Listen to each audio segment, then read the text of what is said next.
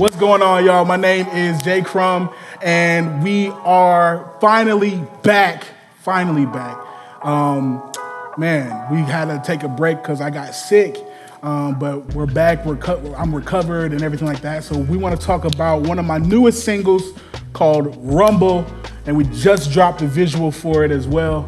And yeah, let's talk about it. So it was really dope to have Kyron and Trevin be a part of this video. I thought that they captured the emotion perfectly. The message for that was like they were like training to fight, right? With kind of everything that's happened this year, I think a lot of us are learning how to fight, right? I think a lot of us are trying to figure out the best way to navigate this thing. We're trying to make sure we don't give up, but we want to make sure that we fight the right way. And I think what was happening here in that scene, I thought it was super powerful. So big shout out to those guys for being a part of it. Really, really appreciate it. Thank you. I think a lot of us are products of our environment, right? So all we know is what we see, right? All we know is what is taught to us. I think because a lot of us have grown up a certain way, we've resorted to certain things just simply for our own survival, right? To feed our families, to help out. And so really what I do with my life, really, like, cause I work with, kids who are in the juvenile justice system and everything, and, trying to help them get back on track. I think really it's showing them a better way. It's showing them that, you don't have to resort to this. You don't have to put your own life at risk of going to jail or resorting to crime to get what you want. And so really that's what that line was all about, was like, man, no, I'm showing my youngest how to get it legal. Like, there's a better way and a more sustainable way to get what you need. So I think, especially this year, there has been a lot of outrage about what's been going on. I think because there's been less distractions. With those less distractions, there's a whole other world being exposed to what we go through every day. And their immediate response is, I can't believe this is happening. This is wrong. This is unbelievable. We got to do something.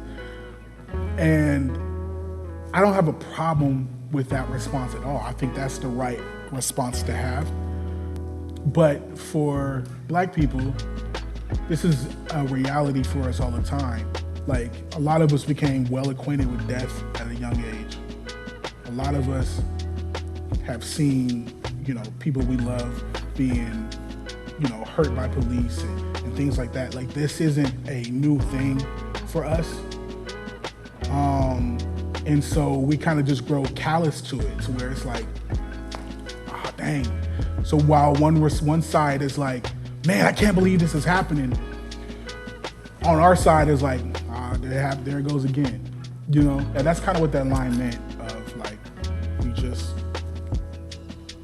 sometimes we don't know what to do with the pain, and so we kind of grow callous to that. Some people just try to escape. So sometimes escaping looks different to a lot of people. So sometimes it's drugs, sometimes it's alcohol, sometimes it's women, sometimes it's men, sometimes it's entertainment, whatever it is that we could try to like drown out the trauma. Sometimes we try. I know for me, I've been trying to deal with trauma in a lot more healthy ways than I have in the past. It's like therapy, talking more, spending more time with my wife, just making sure those moments are maximized, right? So I'm making the most of those moments that I have. But really, the biggest thing, man, is having those conversations and the therapy.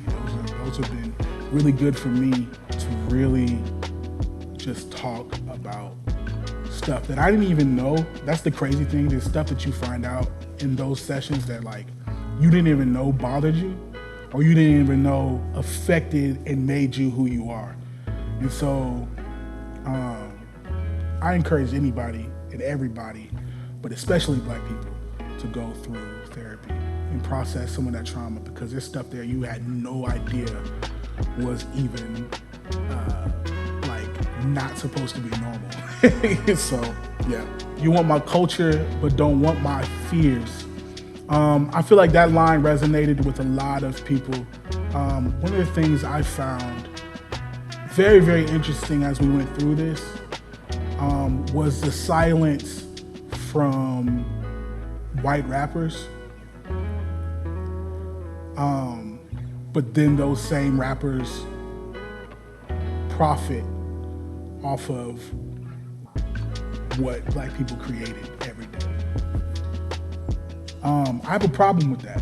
I got a big problem with that. And here's my issue, is you can take from a culture, you can decide to dress, like you can copy a sound, you try to make your voice sound like Black people. You try to do all of these things to fit into a culture that you don't really care about.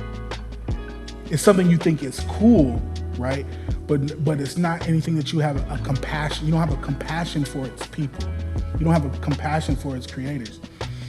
You like making parodies though of what you think we are. So you want to talk with some slang, right? You want to talk about, jewelry and money and all these different types of things that you think hip hop culture is about, right? You have no idea, but your silence when we go through stuff just shows that like you don't care about the people, right?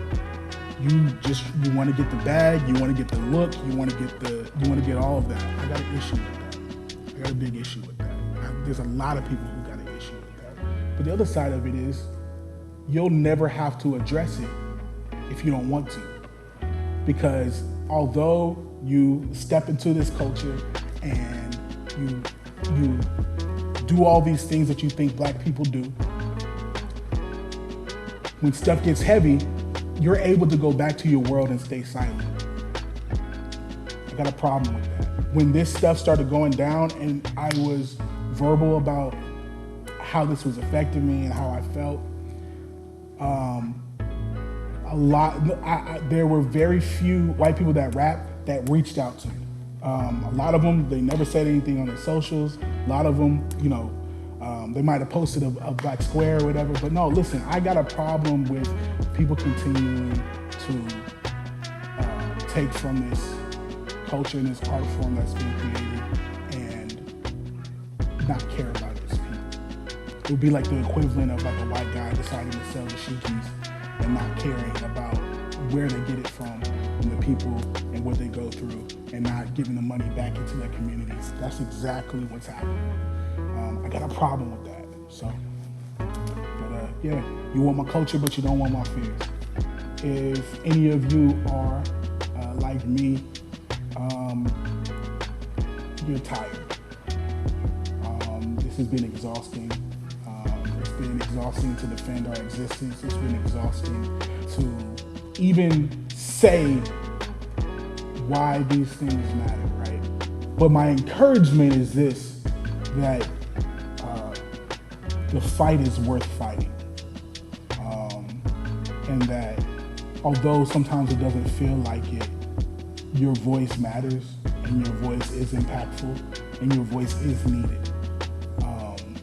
And so keep talking, keep standing firm, and understand that you are not alone in your fight. You're not alone fighting.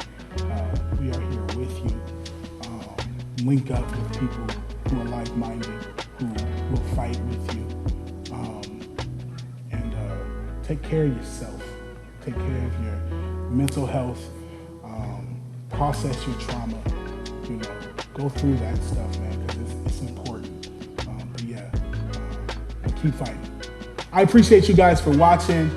I am COVID-free, finally. Thank you guys for all your prayers. Thank you for every single person who dropped off food.